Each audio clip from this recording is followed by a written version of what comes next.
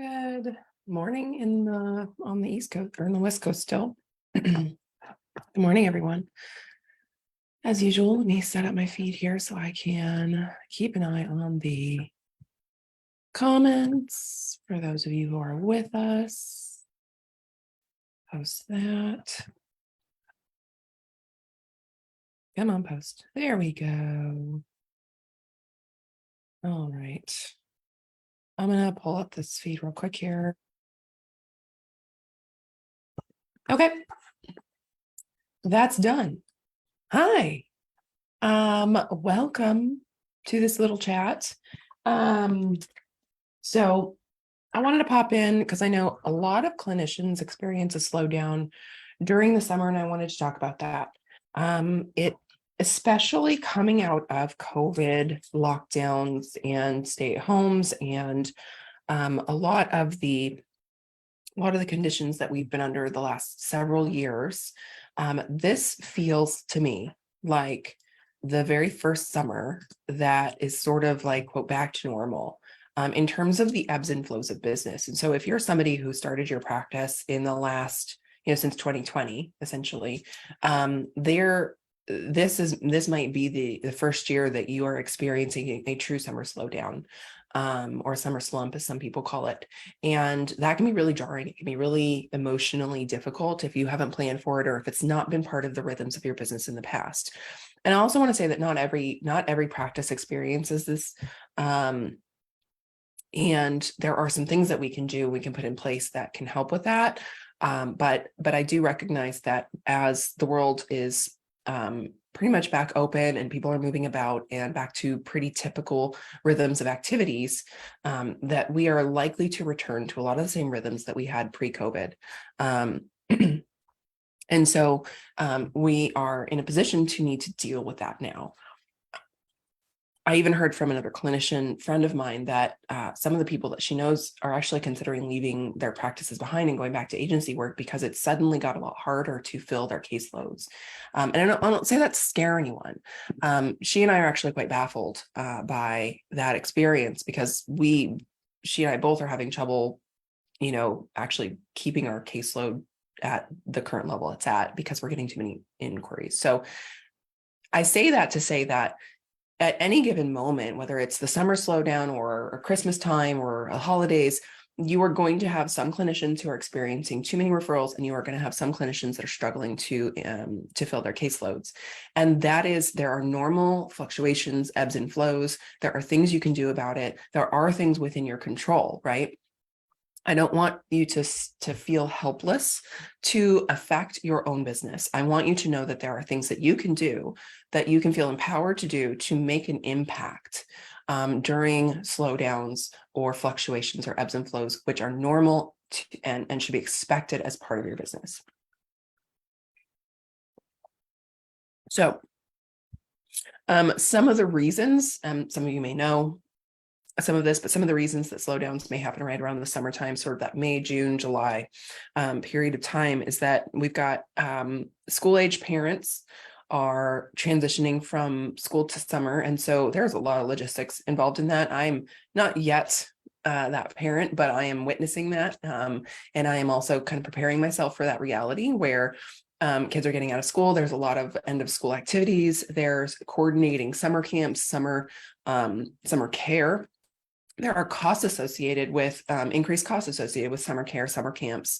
There's disruptions in schedules. There's vacations, vacation spending. So people are spending more money on things that they aren't necessarily spending money on during the rest of the year. So that's just something to keep in mind. There's also more sunshine, and sunshine is associated with feeling better and improve mental health. And so there's not as much urgency to get in for therapy. It makes sense that things are slowing down, of course, right? Now, when things slow down, if we haven't planned for it, we haven't prepared for it, we can experience a bit of a freak out, right? We see our revenue drop, we see our caseload drop, we see openings on our schedule due to either vacation cancellations or, graduations or pauses in therapy. And if we are not prepared for that and grounded in our financial reality, we can freak out about it.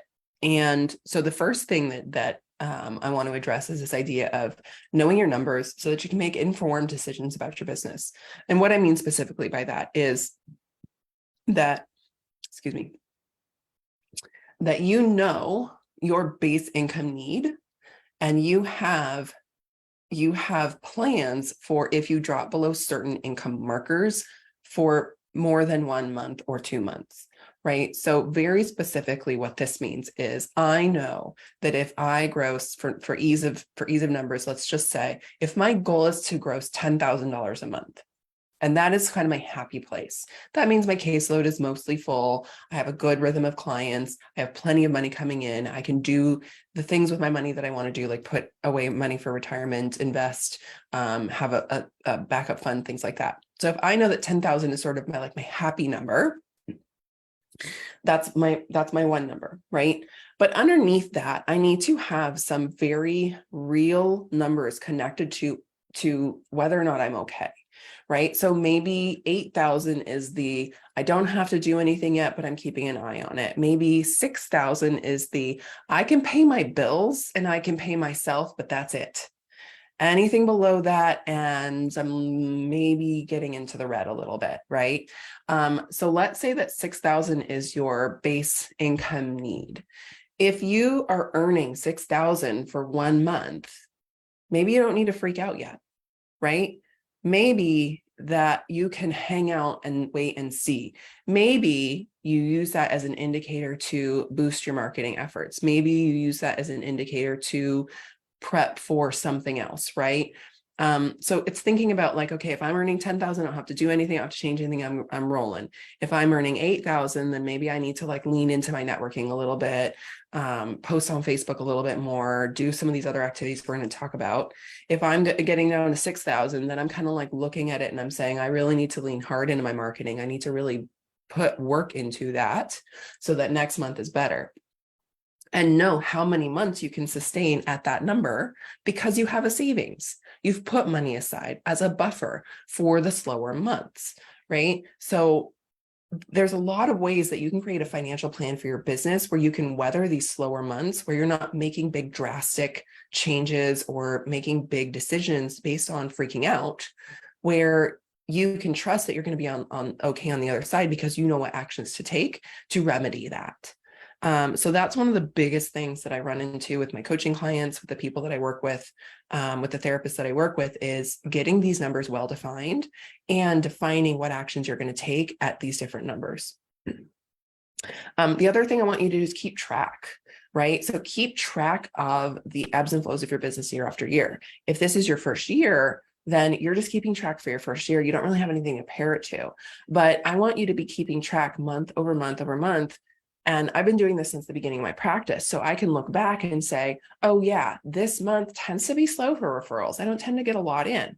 And again, because of COVID, numbers might be a little skewed. So the same fluctuations that we've seen over the last few years may be changing. So that's something to keep in mind, but it's really important to keep track. Now I have a tracker that's for free. I use it in my practice. I'm going to go ahead and drop a link to it. You can grab it on my free page. I'm just going to drop a link to my free page and you can find it on the free page. Let's see here. I'm going to do that right now. But that will give you a structure, a little spreadsheet that really just is the basics of tracking some different stuff. Again, if anybody has questions about or comments, please pop them in the chat. Oh, and if you are catching the replay, hashtag replay, so that it gets bumped and other people see it and that they can benefit from this video as well. So the next piece is sort of in that place of do not make decisions based out of fear. Is some of the things that I've seen, and honestly things that I've done, is fill my caseload with low fee clients because I'm freaked out about my income.